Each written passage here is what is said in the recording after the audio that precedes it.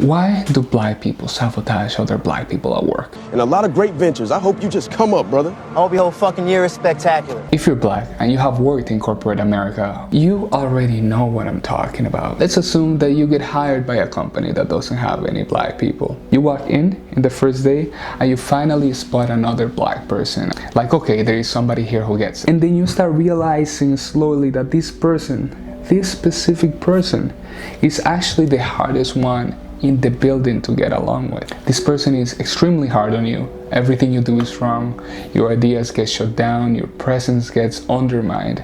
And it's always coming from them. This has happened to me many times. Every time it catches me off guard, and probably shouldn't at this point, because like I said, being the only one in the room, they probably had to fight for every inch of space they occupy. They dealt with microaggressions, politics. They probably had to build their lane alone, and they protected because they had to. But the question is, why does that protection often get aimed at the next black person who walks through the door instead of the system that put them in those conditions? The first image that comes to my mind is always Samuel L. Jackson on the movie Django, which is basically a man so attached to the structure of the plantation that he becomes the plantation's most loyal enforcer because his survival is wrapped up in it, and a threat to the institution is basically a threat to him personally. That character makes people uncomfortable because it's really not fiction. We have all met a version of that person in the past. I come from a place in the Caribbean where just having a job is an accomplishment, and people do protect their job like it's their life, and obviously they don't want that to be taken away. But there is a difference between protecting what you have built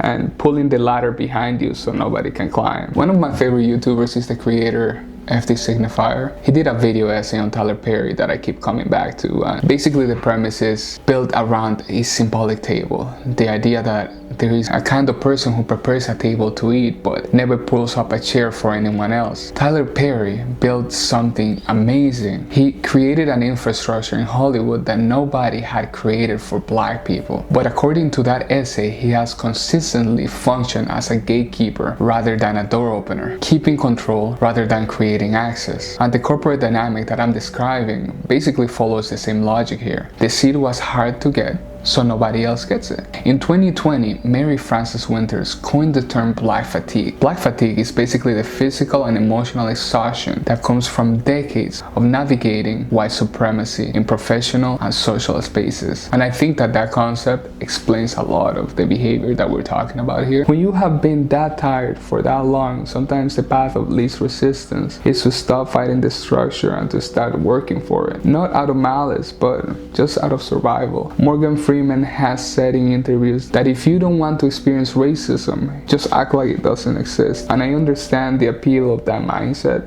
I really do. I understand why somebody who has been fighting their whole life might just want to put the weight down. But the problem with that is that the tree is falling whether somebody's there to hear it or not. Systematic racism does not disappear because you stop looking at it. It just means that you stop seeing the people that it's landing on. And then there is a conversation about black conservatives, which basically connects to all this more than people want to admit. I have watched many discussions and I'm kind of starting to notice a pattern here. And usually they have two arguments. Either black people need to take more personal responsibilities for their circumstances while completely ignoring the historical conditions that created those circumstances, or it comes from somebody who grew up so incredibly disconnected from the black community that they just simply do not understand the experience. And both of these positions have the same root: a desire to create distance between yourself and blackness as a survival strategy. There is something painful underneath all this that does not get talked about enough. The self-hatred that gets baked into the people who have had to shrink themselves to succeed, who have been told in 1,000 different ways that who they naturally are is not acceptable in this space. You can see it in small things like who people date, how they talk about their community in rooms where nobody's listening, the way somebody's whole personality shifts depending on who is in the room. But as I have gone older, I have become more sure about one thing. I have the responsibility to open doors for people who look like me. I cannot imagine doing it any other way. because I've seen what happens to communities that don't do it. They get picked apart one by one. Now, I'm not interested in writing off the people that I've been describing here. I think a lot of them are operating from wounds they never had a chance to heal. And if they're willing to have a conversation, I would rather bring them in than to leave them behind. But at the end of the day, you can't take the horse to the river. Only he decides to drink. If you're new to the channel, please subscribe. Hello, my name is Ever. Thank you so much for watching. Please, it would mean a lot if you hit that subscribe button. And this is actually the beginning of my YouTube journey. I would love to continue bringing you interesting insights. So thank you. Have a nice day.